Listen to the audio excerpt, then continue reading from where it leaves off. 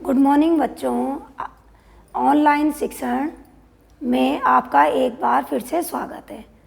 आज हम कक्षा 9 गणित में इकाई फर्स्ट संख्या पद्धति के विषय में पढ़ेंगे। देखिए, जो संख्या पद्धति है इसमें पहली चीज़ हम पढ़ेंगे प्राकृतिक संख्याएं। और प्राकृतिक संख्याएं आपको पता होगा कि क्या होती हैं प्राकृतिक संख्याएं। देखिए, जो संख्याएं इनको नेचुरल नंबर भी क्या कहते हैं, क्या कहते हैं, नेचुरल नंबर। जो संख्याएं 1 से शुरू होती हैं, जैसे 1, 2, 3 और कहाँ तक चलती रहती हैं, अनंत तक। अनंत तक जो संख्याएं चलती हैं, 1 से शुरू होकर के अनंत तक जो संख्याएं चलती हैं उन्हें हम प्राकृतिक संख्याएं कहते हैं, यानी कि नेचुरल नंबर। देखिए, इसमें जो सबसे छोटी प्राकृतिक संख्या होती है, जो सबसे छोटी प्राकृतिक संख्या होगी वो कौन होगी, 1, क्योंकि 1 से ये शुरू हो रही है। तो सबसे छोटी प्राकृतिक संख्या हो गई 1। और सबसे बड़ी कौन सी होगी? सबसे बड़ी कोई संख्या होती ही नहीं है, क्योंकि गिनतियों का कभी भी अंत नहीं होता है, इसलिए सबसे बड़ी संख्या होगी अनंत। ठीक है, सबसे छोटी कौन हो गई, 1, और सबसे बड़ी कौन हो गई, अनंत, क्योंकि गिनतियों का कभी भी अंत नहीं होता है। तो ये थी आपकी प्राकृतिक संख्या। दूसरी संख्या आती है पूर्ण संख्याएं। क्या आती है? पूर्ण संख्याएं। इसे हम क्या कहते हैं, होल नंबर भी कहते हैं, यानी पूर्ण, जिसमें कि पूरे अंक आ जाते हैं। ये कहाँ से शुरू होती हैं? 0, 1, 2, 3 और डैश डैश कहाँ तक चलेंगी, ये अनंत तक। इन संख्याओं का भी अंत कभी नहीं होता है, क्योंकि संख्याओं का, इसलिए सबसे छोटी पूर्ण संख्या क्या होगी? कहाँ से स्टार्ट हुई है? 0 से, इसलिए सबसे छोटी पूर्ण संख्या होगी 0। और सबसे बड़ी कौन होगी? सबसे बड़ी होगी अनंत। ठीक है, सबसे बड़ी हो गई हमारे पास अनंत हो गई। ठीक है, तो ये थी हमारी पूर्ण संख्या। कहाँ से शुरू हुई है? 0 से शुरू हुई है और कहाँ तक चली है? अनंत तक। ठीक है, अब आती है इसके बाद तीसरे नंबर पे आता है पूर्णांक। पूर्णांक आप पढ़ोगे इसमें भी कि पूर्णांक क्या होते हैं। पूर्णांक को कहते हैं हम इंटीजर। क्या कहते हैं इसको? इंटीजर। देखिए, जो पूर्णांक होते हैं उसके अंतर्गत सभी प्राकृतिक संख्याएं आ जाती हैं, पूर्ण संख्याएं आ जाती हैं और ऋणात्मक संख्याएं भी आ जाती हैं। सभी प्लस वाले नंबर, जैसे हमने लिख लिया 0, फिर -1, -2, -3 और ये प्लस के नंबर आ गए 1, 2, 3। ये सब क्या होते हैं? पूर्णांक होते हैं। तो पूर्णांक किससे मिलके बना? सभी धनात्मक प्राकृतिक संख्याएं और पूर्ण संख्याएं, यानी कि पूर्ण संख्या में 0, 1, 2, 3 आ गया, और ऋणात्मक संख्याएं मिल करके क्या बनाती हैं? पूर्णांक बनाते हैं हमारे पास। ठीक है, इसके बाद आता है चौथे नंबर पे आता है हमारा परिमेय संख्याएं। इनके बारे में आप अभी पढ़ेंगे कि परिमेय संख्याएं क्या हैं। तो परिमेय संख्याएं क्या होती हैं? इसे कहते हैं हम रेशनल नंबर। क्या कहते हैं? Rational number. देखिए, परिमेय संख्याएं जो होती हैं वो P/Q। अब P/Q का मतलब होता है भिन्न। ठीक है, भिन्न क्या होती है? जो संख्या अंश और हर के रूप में लिखी जाती है, यानी ऊपर वाली संख्या क्या होती है? अंश, और नीचे वाली संख्या क्या होती है? हर। इस टाइप से अगर संख्या लिखी जाती है तो उसे हम क्या कह देते हैं? भिन्न कह देते हैं। जो संख्या P/Q के रूप में लिखी जाती हैं उन्हें हम परिमेय संख्या कहते हैं। लेकिन इस संख्या की खासियत होती है, इसका हर क्या है? यहाँ पर Q है, कभी भी 0 नहीं होना चाहिए। हर क्या है? Q is not equal to 0, यानी हर को कभी भी शून्य नहीं होना है। अगर हर शून्य हो जाएगा तो ये परिमेय संख्या नहीं होगी। अब जैसे परिमेय संख्या का उदाहरण देना है हमको, तो 0/1, तो ये तो हम लिख सकते हैं। तो यह भी एक परिमेय संख्या होगी। 1/2, 4/6, ये सब क्या हैं? परिमेय संख्याएं। ये ठीक है, ये सब क्या है, परिमेय संख्याएं हैं। लेकिन अगर कहीं पे यूँ लिखा है कि 1/0 और लिखा है 2/0, तो ये परिमेय संख्या नहीं है। क्यों नहीं है? क्योंकि इसके हर में क्या आ गया है, 0 आ गया, परिमेय संख्या नहीं है ये। हर में क्या आ गया, इसका 0 आ गया, इसलिए ये परिमेय संख्या नहीं है। अब एक और बचती है आपकी, लास्ट वाली बचती है अपरिमेय संख्याएं। क्या बचती है? अपरिमेय संख्याएं। अपरिमेय संख्याओं को कहते हैं हम इरेशनल नंबर। क्या कहते हैं? Irrational number. देखिए, जो संख्याएं भिन्न यानी p/q के रूप में नहीं लिखी जाती हैं, p/q के रूप में नहीं लिखी जा सकती हैं, उन्हें हम क्या कहते हैं? अपरिमेय संख्या कहते हैं।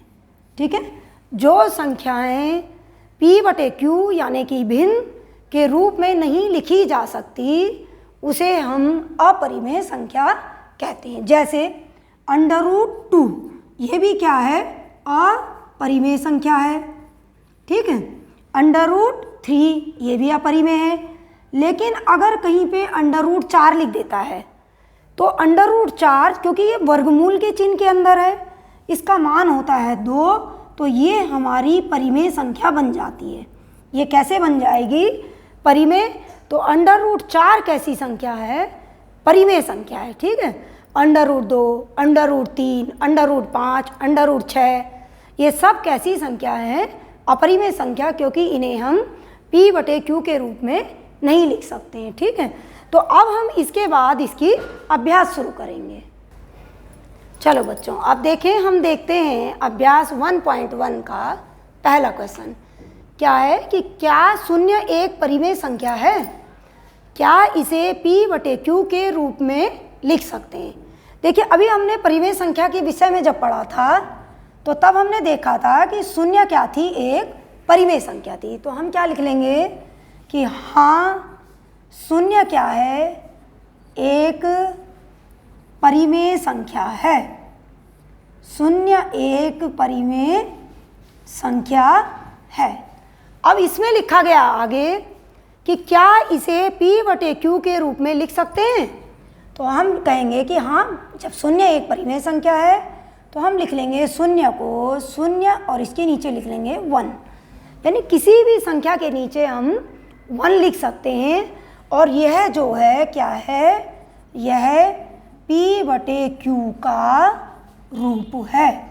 ठीक है, क्या था प्रश्न कि क्या 0 एक परिमेय संख्या है? क्या इसे p/q के रूप में लिख सकते हैं? तो हमने कहा हाँ, 0 एक परिमेय संख्या है और 0 को हम कैसे लिख सकते हैं? 0/1, यानी कि यह क्या है? p/q का रूप है। अब आता है हमारे पास प्रश्न नंबर 2। प्रश्न नंबर 2 क्या है कि 3 और 4 के बीच कितनी लिखनी है हमको? 3 और 4 के बीच 6 परिमेय संख्याएं लिखिए। 6 परिमेय संख्याएं लिखिए। कितनी लिखनी है हमको? 6 लिखनी है। ठीक है, तो यहाँ पे जो n है, यानी संख्याएं जो हैं, तो n बराबर कितना है? यहाँ पे 6 है। अब हमें कितनी लिखनी है? 6 संख्याएं लिखनी है। तो 6 परिमेय संख्या के लिए 6 परिमेय संख्या, ये इसका शॉर्टकट मेथड है। और शॉर्टकट मेथड में हम देखते हैं कि कितनी परिमेय संख्या पूछ रहा है? कितनी पूछ रहा है? 6। तो इसका मतलब n की संख्या कितनी है? 6 है। जितनी संख्या पूछ रहा है उसमें हमें 1 + 1 कर देना है। तो 6 परिमेय संख्या के लिए क्या लिख लेंगे हम यहाँ पर? 6 + 1 बराबर कितना हो गया? 7 हो गया। ठीक है, 6 में हम 1 जोड़ेंगे तो कितना आ जाएगा? 7 आ जाएगा। अब इन दोनों संख्याओं को 7 से गुणा और 7 से भाग दे देंगे। जैसे हमने पहले ले लिया 3 ले लिया, तो हम 3 को क्या करेंगे? 7 से हमने गुणा कर दी और 7 से ही भाग कर दी, यानी अंश और हर दोनों में 7 से गुणा हो गई। ठीक है, यह आ गया हमारे पास 21/7। 7 × 3 = 21 और 21/7। दूसरी संख्या क्या है हमारे पास? 4 में भी क्या करना है हमें? 7 से गुणा और 7 से भाग करनी है। तो यानी 4 गुणा 7/7 लिख लिया। तो कितना आ जाएगा ये 4 सत्ते 28/7। अब ये दो संख्या हो गई 21/7 और 28/7। हमें क्या करने हैं, इनके बीच की कितनी लिखनी है, 6 परिमेय संख्या लिखनी है। तो अब हम लिख लेंगे यहाँ पे बीच की 6 परिमेय संख्याएं, 6 परिमेय संख्याएं। बीच की 6 परिमेय संख्याएं क्या हो जाएंगी, देखो 21 और 28 इन दोनों को छोड़ देंगे। तो 21 के बाद क्या आएगा 22/7, फिर क्या आएगा 23/7, 24/7, 25/7, 26/7 और 27/7। 1 2 3 4 5 6। तो ये क्या हो गई हमारी 6 परिमेय संख्याएं हो गई। किसके बीच की हो गई, 3 और 4 के बीच की। बच्चों अगला क्वेश्चन है 3/5 और 4/5 के बीच 5 परिमेय संख्याएं लिखिए। ठीक है, अब हमें क्या करना है, 3/5 और 4/5 के बीच 5 परिमेय संख्या लिखनी है। तो n बराबर कितना हो गया 5। जितनी भी हमें परिमेय संख्या लिखनी होती है उसमें हम 1 जोड़ देते हैं। ठीक है, अब क्या लिखेंगे हम 5 परिमेय संख्या के लिए। 5 परिमेय संख्या के लिए क्या करेंगे हम, 5 में कितना जोड़ देंगे, 1 जोड़ देंगे। तो कितना हो जाएगा 6 हो जाएगा। ठीक है, अब आ गया ये 6। अब हमें क्या करना है, इस 6 से जो ये 2 संख्याएं दे रखी है इनसे गुणा और भाग करना है। तो पहले ले लेंगे हम 3/5 को ले लेंगे। अब 3/5 को किससे गुणा करनी है, 6 से गुणा कर दी और 6 से ही हमें भाग भी करनी है। तो कितना हो जाएगा ये, 3 को 6 से गुणा करेंगे 18 और 5 की 6 से गुणा करेंगे 30 आ जाएगा। ठीक है, ऐसे ही हम दूसरी वाली संख्या से करेंगे। दूसरी संख्या क्या है 4/5। 4/5 को करने के लिए क्या करना है हमको, 6 से हमने गुणा कर दी और 6 से ही हमने इसकी भाग कर दी। ठीक है, तो 4 की गुणा जब 6 से हुई तो कितना हो गया 24 और 5 की गुणा 6 से हुई तो कितना हो गया 30। यानी कि इनके हर भी कैसे हो गए, अब एक जैसे हो गए। अब हमें क्या करना है, कितनी संख्या लिखनी है हमें, इन दोनों के बीच की कितनी लिखनी है, 5 परिमेय संख्याएं। 5 परिमेय संख्याएं लिखनी है हमको। अब 5 संख्याएं लिख लेंगे। 18/30 और 24/30 को छोड़ देंगे तो क्या आ जाएगा 19/30, 20/30, 21/30 और 22/30 और क्या आ जाएगी 23/30। ये क्या हो गई, इनके बीच की परिमेय संख्या हो गई। ठीक है, तो बच्चों अब अभ्यास 1.2 में हम देखेंगे प्रश्न नंबर 2। प्रश्न नंबर 2 में क्या है कि क्या सभी धनात्मक पूर्णांकों के वर्गमूल अपरिमेय होते हैं, यदि नहीं तो उदाहरण देकर बताना है हमको। ठीक है, देखो हम लिखेंगे कि नहीं सभी धनात्मक, नहीं सभी धनात्मक पूर्णांकों के वर्गमूल अपरिमेय नहीं होते, अपरिमेय नहीं होते। ठीक है, क्या कहा हमने कि सभी धनात्मक पूर्णांकों के वर्गमूल अपरिमेय नहीं होते। अब उसने कहा है कि अगर नहीं होते तो हमें उदाहरण देना है। देखो जैसे हम लिखेंगे √1 लिखते हैं हम, तो 1 का वर्गमूल क्या होता है, 1 ही होता है। √4 लिखेंगे हम तो 4 का वर्गमूल क्या होता है, 2 होता है। तो ये क्या है, अपरिमेय नहीं है बल्कि क्या है, ये परिमेय संख्या है। ठीक है, अब हम इसके अगला प्रश्न करेंगे। अगला प्रश्न जैसे बुक में दिया हुआ है कि √5 को दिखाना है, लेकिन हम √5 को सर्पिल आकृति से डायरेक्ट नहीं दिखा सकते, उसके लिए पहले हम √2 दिखाएंगे। तो देखो √2 को प्रश्न बनेगा कि √2 को संख्या रेखा पर दिखाइए, रेखा पर दर्शाइए या दिखाइए। अब हमें क्या दिखाना है, √2 को दिखाना है, ठीक है। अब √2 को कैसे दिखाएंगे हम संख्या रेखा पे? आपको पता है कि संख्या रेखा कैसे होती है कि ये हमने एक लाइन खींची, ठीक है, ये हो गई लाइन। क्या होता है संख्या रेखा? संख्या रेखा में हमेशा जो दाहिनी तरफ के नंबर होते हैं, यहाँ पे क्या है, जैसे 0 है, समान दूरी पे हम स्केल से लाइन खींचेंगे, इंच में ले लेंगे क्योंकि सेंटीमीटर ज़्यादा छोटा होता है। यहाँ हो जाएगा 1, यहाँ होगा 2, ये हो गया 3 और ये हो गया 4, ठीक है। और इधर क्या आएगा, इधर आता है -1, ऐसे ही आएगा -2, -3 चलता रहेगा। तो ये हमारी होती है संख्या रेखा, ठीक है। क्या होता है संख्या रेखा पर? दाहिनी ओर के जो अंक होते हैं वो हमेशा प्लस के होते हैं और जो बाईं ओर के अंक होते हैं वो हमेशा माइनस के होते हैं, ठीक है। हमें बनाना है √2। तो देखिए √2 जो बनता है वो कैसे बनेगा? जैसे हमें 2 बनाना है तो 2 कैसे बनेगा, 1 का स्क्वायर प्लस 1 का स्क्वायर ले लेंगे हम।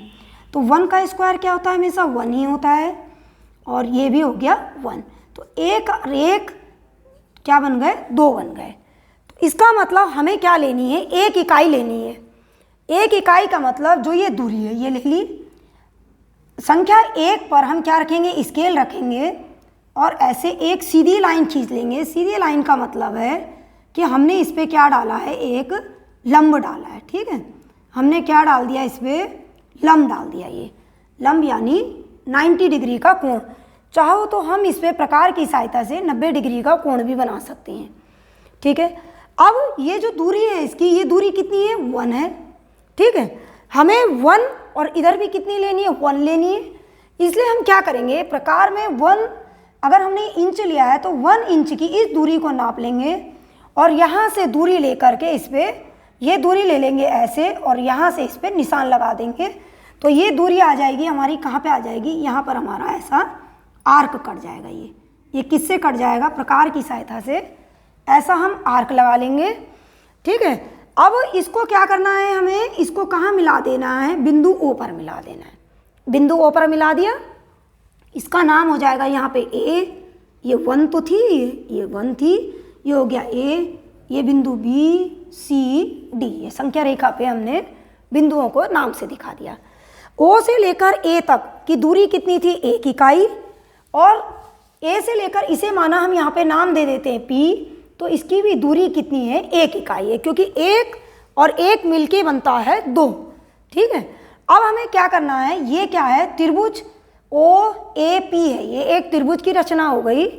त्रिभुज में O से लेकर P क्या है, कर्ण हो गया, O से लेकर A क्या हो गया, आधार, और A से लेकर P क्या हो गया, लंब हो गया। हमें क्या करना है, O से लेकर P तक की दूरी को लेना है और दूरी लेते हुए क्या कर देना है, ऐसे करके इस पे यूं आर्क लगा देना है, ठीक है। प्रकार से नापेंगे आप, कहाँ से नापेंगे आप, O से लेकर P तक की दूरी नापेंगे और यहाँ से सीधे नीचे को लाएंगे। तो ये संख्या रेखा पर जहाँ पर भी काटेगा तो ये हो जाएगा हमारा √2। इसको कहते हैं हम √2, और ये भी क्या होगा, √2 होगा, ठीक है। और इसका नाम यहाँ पे रख लेंगे हम A1। इसको क्या कह दिया हमने, A1 कह दिया।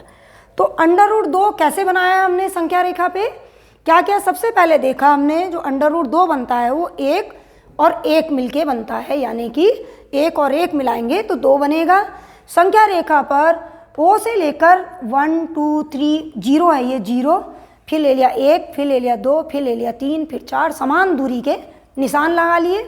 और निशान लगाने पर पहले O से लेकर A 0 0 0 से लेकर 1 तक की दूरी, और 1 पे क्या करा हमने, एक लंब डाल दिया, और लंब पर जो है A से लेकर P तक 1 इकाई का चाप लगा दिया। इस चाप को कहाँ मिला दिया हमने, कहाँ मिला दिया, इस 0 पे मिला दिया हमने, ठीक है, यहाँ मिला दिया। और यहाँ मिलाने के बाद ओ से लेकर पी तक की दूरी ली, 0 से लेकर पी, और इसे क्या कर दिया, आर्क काट दिया। ये संख्या रेखा पर √2 को प्रदर्शित करेगा। ठीक है, तो ये आपने √2 सीखा। चलो बच्चों, अब हम देखेंगे √3 को संख्या रेखा पे निरूपित करना। अब √3 को कैसे देखेंगे, जब हमने √2 बनाना सीख लिया तो उसी पे बनता है √3, डायरेक्ट नहीं बनेगा। तो इसके लिए भी हम क्या करेंगे, यहाँ पे ले लेंगे हम 0, यहाँ पे ले लेंगे 1, यहाँ ले लेंगे 2, यहाँ ले लेंगे 3 और यहाँ ले लेंगे 4। ठीक है, अब इसे हमें किसको दिखाना है, √3 को दिखाना है। तो देखो 3 कैसे बनेगा, √2 का स्क्वायर प्लस 1 का स्क्वायर, ऐसे करेंगे हम इसको। तो √2 का स्क्वायर क्या बनेगा, 2 और प्लस 1 बराबर बन जाएगा 3। तो इसका मतलब √3 बनाने के लिए पहले हमें क्या बनाना पड़ेगा, √2 बनाना पड़ेगा। √2 कैसे बनाया था हमने, ये क्या थी हमारी 1 इकाई, यहाँ पर हमने क्या डाल दिया था, एक लंब डाला, और जो लंब पड़ा था ये क्या है, एक 90 डिग्री का कोण हो जाता है ये। ठीक है, ये लंब पड़ गया। इसके लिए क्या किया था, 1 इकाई की दूरी, इसी दूरी को 0 से लेकर 1 तक की दूरी प्रकार में लेनी है और प्रकार में लेकर के एक आर्क लगा देना। ठीक है, ये लग गया हमारा एक आर्क। इसको क्या किया था हमने, किस पे मिला दिया, हमने O पे मिला दिया, या 0, यहाँ पे तो 0 है, ये भी 0 पे मिला दिया। ठीक है, इसका नाम क्या था, यहाँ पे A, इसका नाम था B, C, D, ये हमने इन बिंदुओं के नाम भी रख लिए। ये कितनी थी हमारी 1 इकाई, और ये भी कितनी थी हमारी 1 इकाई। ठीक है, अब हमने क्या करा, प्रकार में ये दूरी भरनी है, कहाँ से, O से लेकर P तक की दूरी भरी, और दूरी भर करके यहाँ ले आए हम, एक चाप लगा दिया, और जो चाप है वो कहाँ आ जाएगा, ऐसे। आप तो प्रकार में भरेंगे और प्रकार से भरकर एक चाप लगाएंगे। ठीक है, और चाप जो है आपका बिल्कुल करेक्ट आएगा, ऐसे दूरी भर करके ऐसे लगा लेंगे। तो जो ये मान होता है संख्या रेखा पर, ये मान हो गया हमारा क्या, A1 हो गया, और इसको कहते हैं हम √2। ठीक है, और ये भी क्या है हमारा √2 है ये। तो √2 कैसे बना, क्या किया हमने, 1 इकाई दूरी ये ली थी, 1 इकाई दूरी ये ली, इस 0 से लेकर P को मिला दिया, और यहाँ से 0 से लेकर P की दूरी लेकर के आर्क मारा, ये संख्या रेखा पर आ गया। ठीक है, यहाँ तो हमने √2 बनाना सीखा। अब हमें बनाना है √3। √3 बनाने के लिए क्या करना है, सबसे पहले P बिंदु पर डालना है लंब। लंब का मतलब 90 डिग्री का कोण बनाना है। 90 डिग्री का कोण बनाने के लिए आप प्रकार लेंगे और प्रकार से एक आधा सर्किल बना लेंगे। बना लिया, फिर क्या करेंगे, प्रकार की दूरी को छेड़ना नहीं है, और छेड़ करके एक चाप लगा दिया यहाँ, और यहाँ से हम लगा लेंगे दूसरा चाप। ठीक है, और यहाँ से लगाया हमने ये चाप, तो ये बन गया 90 डिग्री का कोण। ठीक है, 90 डिग्री के कोण के लिए क्या किया हमने, सबसे पहले बिंदु P से जो ये कर्ण है OP, इस पर क्या बनाया हमने, आधा सर्किल यानी अर्धवृत्त बनाया। अर्धवृत्त बनाने के बाद यहाँ से एक चाप लगाया, और यहीं से दूसरा चाप लगाने के बाद इस चाप से ही लगा दिया हमने। तो ये बन गया हमारा 90 डिग्री का कोण। इसको क्या करना है, हमने कहाँ मिला देना है, P बिंदु पे, इसको P बिंदु पे मिला दिया। ठीक है, अब क्या है, देखो √2, 2 में कितना जोड़ा, 1 जोड़ा। 1 जोड़ने का मतलब है ये 1 इकाई जो ये है 0 से लेकर 1 तक की जो दूरी है, ये प्रकार में फिर से भरनी है, और यहाँ से ये दूरी लेकर के यहाँ से हमने ऐसे चाप काट दिया। क्या काट दिया, ये चाप काट दिया। ठीक है, इसको कहाँ मिला देना है, फिर से O बिंदु पर मिला देना है। तो इसे हम मिला देंगे O बिंदु पर। O बिंदु पे मिल गया, तो O से लेकर ये था P, इसका नाम रख लेंगे हम यहाँ पर, क्या नाम रख लेंगे इसका, Q। O से लेकर Q तक की दूरी को लेकर के ऐसे प्रकार में लेंगे, और प्रकार में लेकर के यहाँ से क्या करना है, हमको ऐसे संख्या रेखा पर ले आना है। तो जब ये संख्या रेखा पर आएगा तो ये क्या हो जाएगी, ये संख्या रेखा पर जब यहाँ दिखाएगा तो ये हो जाएगी हमारी A2 दूरी, और यही दूरी क्या होगी हमारी √3 होगी। इस पे देखो, ये हो गया √2, ये थी हमारी 1, ये वाली इकाई कितनी थी 1 √2, और 1 इकाई मिल करके ये बनेंगी हमारी √3। तो ये √3 का मान ये भी है, और संख्या रेखा पर जब हम लाए तो यहाँ पे आ गया √3। अगर हम √4 बनाएंगे तो ठीक कहाँ आएगा, 2 पे आएगा, क्योंकि √4 का मान होता है 2। ठीक है, तो आज हमने √2 और √3 को बनाना सीखा।